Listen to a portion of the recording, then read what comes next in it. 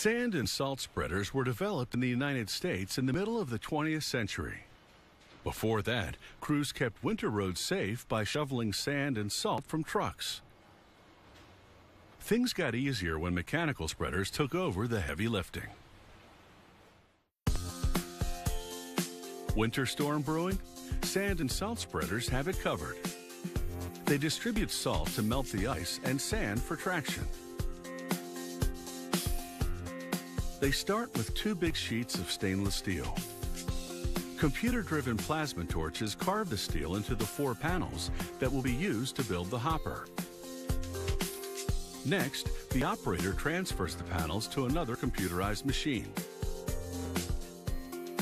This one has numerous punch tools. They cut holes for nuts, bolts, bearings, and other components. Then it's over to a hydraulic press brake. It bends the bottom of the hopper panel to create a wide rim. This wide rim adds rigidity to the part. The team flips the hopper panel around so the press brake can bend the top. Computerized stops control the location of each bend. A worker clamps the hopper panel in a fixture to prop it up, while he welds rib supports to the outside. He adds 2 or 3 ribs to each side panel depending on the size of the spreader. Once all the ribs have been welded, a team joins the 4 hopper panels together. They clamp a bar across one end to square up the structure. Once it's aligned, they weld the spreader hopper at the seams. These tight seams create a rugged structure that will hold up under the burden of heavy road salt or sand. Now, a worker builds the steel chute that the sand or salt will flow through. He attaches several brackets to the inside and outside of the chute. These brackets are for the adjustable steel flaps that direct the flow of salt onto the highway. Here, he installs the adjuster bar for one of the flaps. He swings the flap to confirm it moves freely. A pin is inserted in the adjuster bar to set the flap at the desired spacing. He attaches a bearing to each side of the chute. He slides a long steel shaft through the bearings until it protrudes from the bottom. He secures the shaft to the bearings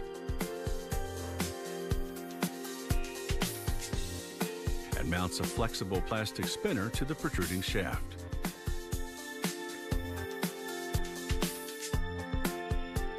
This spinner will spread the road salt or sand evenly across the road.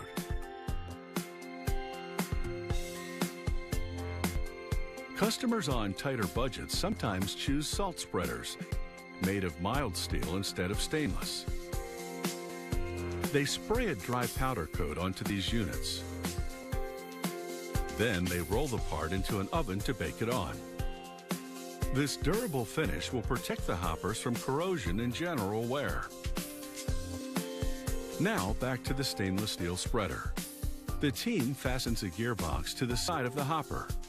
It will drive the conveyor that delivers salt or sand to the chute.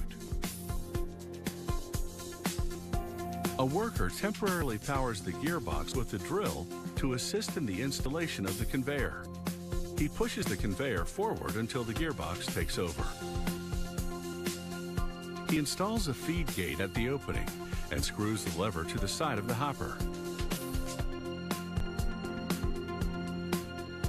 They stockpile hoppers, chutes, and motors separately until an order is placed. This allows the customer to choose individual components before the final assembly. For example, the customer may want a specific gas motor, or they may choose a hydraulic one. Once they've bolted the chute to the hopper, this sand and salt spreader is ready for an icy highway. It can spread material thick or thin, depending on the road conditions.